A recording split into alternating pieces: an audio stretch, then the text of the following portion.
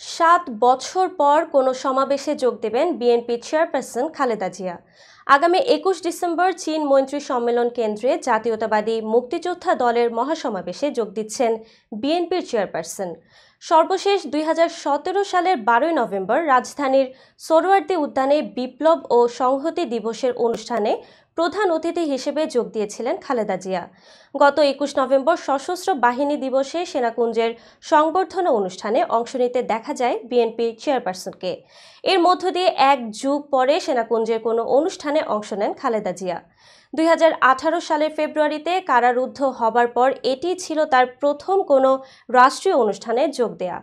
ঢাকা সেনানিবাসে সেনাকুঞ্জে আয়োজিত সংবর্ধনা অনুষ্ঠানে কুশল বিনিময় করেন অন্তর্বর্তী সরকারের প্রধান উপদেষ্টা অধ্যাপক ডক্টর মোহাম্মদ ইউনুস এবং বিএনপি চেয়ারপারসন বেগম খালেদা জিয়া।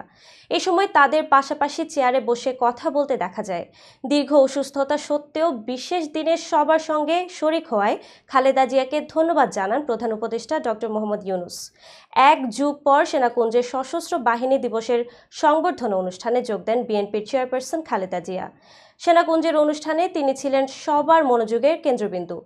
প্রধান উপদেষ্টা ডক্টর মোহাম্মদ ইউনুস, সামরিক কর্মকর্তা এবং বিশিষ্টজনরাও তার উপস্থিতিতে উচ্ছ্বসিত হন।